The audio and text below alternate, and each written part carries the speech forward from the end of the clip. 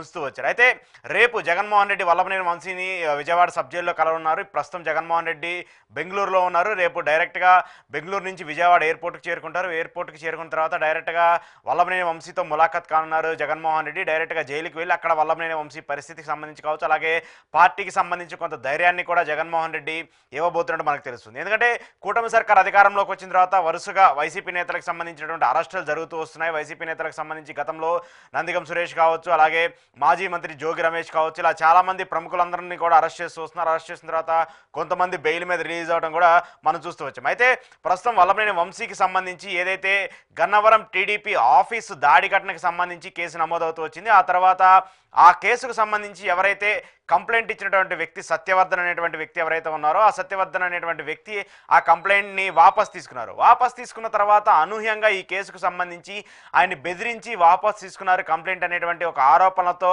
ఆయన సోదరుడు పోలీస్ స్టేషన్లో కంప్లైంట్ ఇచ్చారు. కంప్లైంట్ ఇచ్చినటువంటి నేపథ్యంలో ఎవరైతే సత్యవర్ధన్ అనేటువంటి వ్యక్తి ఉన్నారో ఆ వ్యక్తిని కిడ్నాప్ చేసి వల్లభనేని వంశీ బెదిరించి భయాందోళనకు గురి చేసి ఆ కంప్లైంట్ని వెనక్కి తీసుకున్నటువంటి ఆరోపణలు అయితే ప్రస్తుతం ప్రధానంగా వినిపిస్తూ ఉన్నాయి.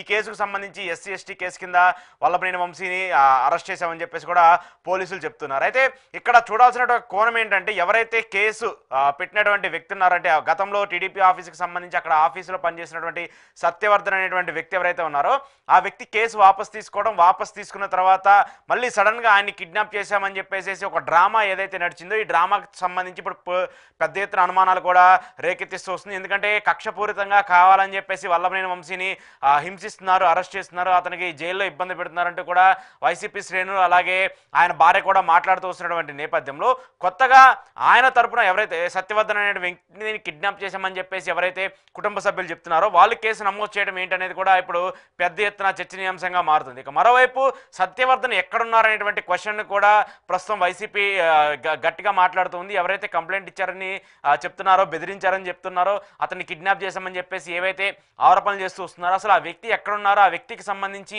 ఏం జరుగుతుంది, ఆ వ్యక్తిని కూడా ప్రస్తుతం హాజరుపరచాలని కూడా వైసీపీకి సంబంధించి కావచ్చు అలాగే కుటుంబ సంబంధించిన సభ్యులు కూడా మాట్లాడుతున్నారు. అయితే పోలీసులు మాత్రం ఈరోజు సత్యవర్ధన్కి సంబంధించినటువంటి స్టేట్మెంట్ని కూడా రికార్డ్ చేయబోతున్నట్టు తెలుస్తుంది. ఎందుకంటే ఈ కేసుకు సంబంధించి సత్యవర్ధన్ని కిడ్నాప్ చేసి బెదిరించి హైదరాబాద్ నివాసంలో కావచ్చు అలాగే ప్రస్తుతం హైదరాబాద్ నివాసంలో ఏదైతే మైహోమ్ భోజాలో వంశీ ఉంటున్నాడో ఆ వంశీకి అక్కడికి తీసుకొచ్చి వంశీని అతన్ని సత్యవర్ధన్ని పిలుచుకొచ్చేసి అక్కడ బెదిరించి భయాందోళనకు గురి చేసి ఈ కేసుని వాపస్ తీసుకోవాలని చెప్పేసి చెప్పినటువంటి ఆరోపణలు కూడా వినిపిస్తున్నాయి. ఆ తర్వాత ఆయన సీక్రెట్గా వివిధ ప్రదేశాల్లో విశాఖలో కావచ్చు, విజయవాడలో కావచ్చు, వివిధ ప్రదేశాల్లో ఉంచారని చెప్పేసి కూడా ఆరోపణలు వస్తున్నాయి. సో ఇలాంటి నేపథ్యంలోనే ఎందుకు కిడ్నాప్ చేయాల్సి వచ్చింది, ఎందుకు భయాందోళనకు గురి చేయాల్సి వచ్చింది, వంశీ మిమ్మల్ని బెదిరించడానికి గల కారణాలు ఏంటి, మీరు ఎందుకు దీనికి సంబంధించి ఇలా చేశారనేటువంటి వివరణ కూడా మొత్తము పోలీసులు సత్యవర్ధన్ దగ్గర నుంచి కూడా ఆయన స్టేట్మెంట్ రికార్డ్ చేసి కూడా తెలుసుకోబోతున్నారు. ఇక మరోవైపు ఈ కేసుకు సంబంధించి ఏదైతే వంశీ ఫోన్కి సంబంధించి చాలా సీక్రసీ మెయింటైన్ అవుతూ వస్తుంది. వంశీ ఫోన్కి సంబంధించి ఆ రోజు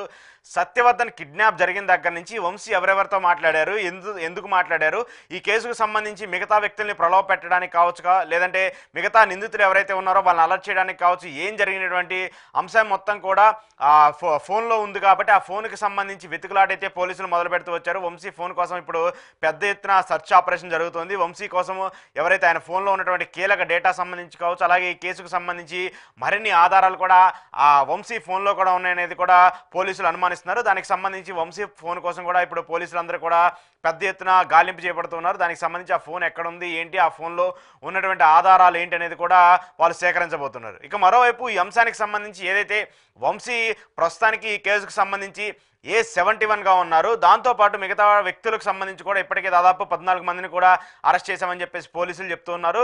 మరికొంతమంది కోసం 2 స్పెషల్ బృందాలు కూడా ఈ అంశానికి సంబంధించి ఎవరైతే ఈ కేసుకు సంబంధించినటువంటి వ్యక్తులు ఉన్నారో ఆ వ్యక్తులందరినీ కూడా వెతుకులాట కోసం 2 స్పెషల్ బృందాలు కూడా ప్రస్తుతము సర్చ్ ఆపరేషన్ కంటిన్యూ చేస్తూ ఉన్నాయి. ఆ 2 బృందాలు కూడా మిగతా ఎవరైతే వ్యక్తులు ఉన్నారో ఈ కేసుకు సంబంధించిన నిందితులు ఎవరైతే ఉన్నారో వాళ్ళందరినీ కూడా అరెస్ట్ చేయడానికి కోసం ప్రస్తుతం పోలీసులు కూడా పెద్ద ఎత్తున గాలింపు చేపడుతూ ఉన్నారు. ఇక మరోవైపు ఈ కేసుకు సంబంధించి ప్రధానంగా చూడాల్సింది వంశీకి సంబంధించిన భద్రత పైన పెద్ద ఎత్తున అనుమానాలు వస్తూ ఉన్నాయి. వంశీకి సంబంధించి లోపల ఏదో జరగబోతుంది, ఏదో చేయబోతున్నారు అనేటువంటి ఆరోపణలు అయితే అటు కుటుంబ సభ్యుల నుంచి వైసీపీకి సంబంధించి కూడా గట్టిగా మాట్లాడుతూ వస్తున్నారు. కుటుంబ సభ్యులు అయితే నిన్న ఆమె ఎవరైతే వంశీ భార్య ఉన్నారో ఆవిడ వంశీతో ములాఖాత్ అయ్యారు. ములాఖాత్ అయిన తర్వాత ఆవిడ బయటకు వచ్చి కొన్ని సంచలన వ్యాఖ్యలు చేశారు. వంశీకి అనారోగ్య సమస్య ఉంది, ఆయనకి బ్రీతింగ్ ప్రాబ్లం ఉంది కాబట్టి అలా ఒక క్లోజ్డ్ రూమ్లో ఉంచడం వల్ల ఆయన కొంత అనారోగ్య పరంగా ఇబ్బంది పడుతూ ఉన్నారు. ఆయనకి వైద్య పర్యవేక్షణ ఖచ్చితంగా ఉండాలి. దాంతోపాటు ఆయనకి సంబంధించి మెడిసిన్స్ కావచ్చు, లేదంటే ఆయన ఫుడ్కి సంబంధించి కొన్ని హ్యాబిట్స్ కూడా చేంజ్ చేసే పరిస్థితులు ఉంటాయి కాబట్టి ప్రస్తుతం ఆయనకి ఖచ్చితంగా వైద్యానికి సంబంధించి అందుబాటులో ఉండేటట్టయితే ఖచ్చితంగా అక్కడ ఉండాలి. లేదంటే మాత్రము తమ వంతు ఏదైతే బయట నుంచి ప్రైవేట్ సహకారం ఏదైతే ఉంటుందో ఆ సహకారాన్ని కూడా తీసుకునే విధంగా ఉండాలని చెప్పేసి కూడా పోలీసులు కోరామని చెప్పేసి చెప్తున్నారు. దాంతోపాటు వంశీకి సంబంధించిన భద్రత పైన కూడా ఆమె చాలా పెద్ద ఎత్తున అనుమానాలు వ్యక్తం చేస్తున్నారు. కొంతమంది పోలీసులకు సంబంధించి అక్కడ ఎవరైతే రాజకీయ నేతలు ఉన్నారో ఆ రాజకీయ నేతల ప్రమేయం వల్ల పోలీసులు వాళ్ళు ఏదైతే చెప్తున్నారో దానికి కూడా భిన్నంగా మాట్లాడుతున్నారని చెప్పేసి కూడా వంశీ భార్య కూడా మాట్లాడుతూ ఉన్నారు.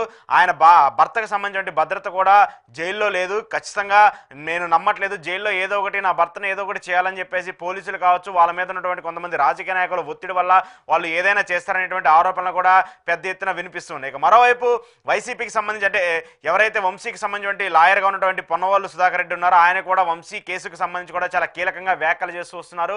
వంశీకి సంబంధించి ఆయన మీద పెట్టినటువంటి కేసు కావచ్చు, అలాగే సెక్షన్లు కావచ్చు, ఏవి చూసినా కూడా ఎక్కడా కూడా సరిపోయే విధంగా లేదు. కావాలని చెప్పేసి ఆయన మీద నమోదు చేసినటువంటి సెక్షన్లు అన్నీ కూడా చాలా కుట్రపూరితంగా కక్షపూరితంగా ఉన్నాయని చెప్పేసి కూడా పొన్నవోలు సుధాకర్ రెడ్డి కూడా చాలా గట్టిగా మాట్లాడుతూ వస్తున్నారు. ఎందుకంటే ఆ కేసులు ఏవైతే ఉన్నాయో వంశీ మీద పెట్టేటువంటి కేసులన్నీ కూడా చాలా క్రూరత్వంగా ఉండేటువంటి కేసులు, క్రూరమైన నేరాలు చేసేటువంటి వ్యక్తుల మీద పెట్టేటువంటి కేసులు. అలాంటి కేసుల్ని ఎందుకు వల్లభనేని వంశీ మీద పెట్టాల్సి వచ్చింది అనేటువంటి క్వశ్చన్ కూడా ఏదైతే వల్లభనేని వంశీ కేసుని వాదిస్తున్నటువంటి పొన్నవోలు సుధాకర్ రెడ్డి కూడా ప్రశ్నిస్తూ వస్తున్నారు. ఎందుకంటే ఈ కేసుకు సంబంధించి ఇక్కడ నమోదైనటువంటి ఇష్యూ మాత్రము ఎస్సీ ఎస్టీకి సంబంధించి ఒక దళితుడిని కిడ్నాప్ చేసి బెదిరించి ఆయన్ని చంపేస్తామని చెప్పేసి బెదిరింపులు పాల్పడి ఒక కేసుని వెనక్కి తీసుకోమని చెప్పేటువంటి అంశము. కానీ ఇక్కడ నమోదు చేసినటువంటి కేసులు ఏవైతే సెక్షన్లన్నీ ఉన్నాయో కూడా ఆ సెక్షన్లన్నీ కూడా చాలా క్రూరత్వంగా ఉన్నాయి.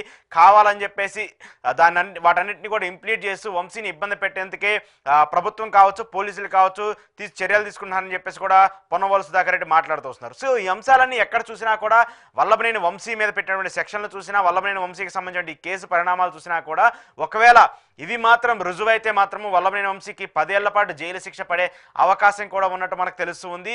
ఈ సెక్షన్లన్నీ కూడా చాలా పకడ్బందీతో చాలా కీలకంగా పోలీసుల నుంచి కావచ్చు, అలాగే ప్రభుత్వానికి సంబంధించి కావచ్చు చాలా ఇంప్లీట్ చేసి ఖచ్చితంగా అన్ని సీక్వెన్స్ని చెక్ చేసుకొని కోర్టుల్లో కావచ్చు మిగతా చోట్ల కావచ్చు బెయిల్ రాకుండా ఉండే విధంగా కూడా ప్రీ ప్లాన్డ్గా చేసి ఇలాంటి సెక్షన్లు పెట్టారని చెప్పేసి కూడా లాయర్లు చెప్తున్నారు. అయితే వైసీపీకి సంబంధించి కావచ్చు, లీగల్ టీం కావచ్చు, అలాగే వల్లభనేని కేసును వాదిస్తున్నటువంటి పొన్నవోలు కావచ్చు, వీళ్ళు కూడా ప్రస్తుతానికి వల్లభనేని వంశీకి సంబంధించి ఆయనకి బెయిల్ తీసుకురావడం కోసము ఈరోజు విజయవాడ కోర్టులో కూడా పిటిషన్ దాఖలు చేశారు. దానికి సంబంధించి బెయిల్ వస్తుందా లేదా అనేటువంటి అంశాన్ని కూడా ఇప్పుడు పెద్ద ఎత్తున చర్చనీయాంశంగా మారుతుంది. ఒకవేళ బెయిల్ రాకపోతే మాత్రము తదుపరి ఈ కేసుకు సంబంధించి హైకోర్టుకు కూడా వెళ్లే ఆలోచన కూడా వంశీ తరపు లాయర్లు కూడా చేస్తున్నట్టు ఉంది. ఒకవేళ ఇక్కడ కింద కోర్టులో మాత్రము దీనికి సంబంధించి పాజిటివ్ రెస్పాన్స్ రాకపోతే మాత్రం వంశీకి సంబంధించి బెయిల్ రాకపోతే మాత్రము నెక్స్ట్ స్టెప్లో మాత్రము హైకోర్టుకు వెళ్తారు. హైకోర్టుకు వెళ్ళి వంశీకి సంబంధించి బెయిల్ అప్పీల్ కూడా చేయబోతున్నారు. సో ఈ అంశాలన్నీ చూసుకుంటే మాత్రము ఖచ్చితంగా వైసీపీకి సంబంధించి అలాగే వంశీకి సంబంధించి లీగల్ పరంగా కావచ్చు పార్టీ పరంగా పూర్తి మద్దతునైతే అందిస్తున్నారు. రేపు కూడా జగన్మోహన్ రెడ్డి డైరెక్ట్గా జైలుకి వెళ్ళి వంశీని కూడా పరామర్శించి పార్టీ పరంగా ధైర్యంగా ఉండాలనేది కూడా ఆయన చెప్పబోతున్నారు. ఏది ఏమైనప్పటికీ ఈ అంశాలన్నీ కూడా పార్టీకి సంబంధించి రాజకీయంగా మాత్రం చాలా పెద్ద ఎత్తున చర్చనీయాంశంగా మారుతూ వస్తున్నాయి.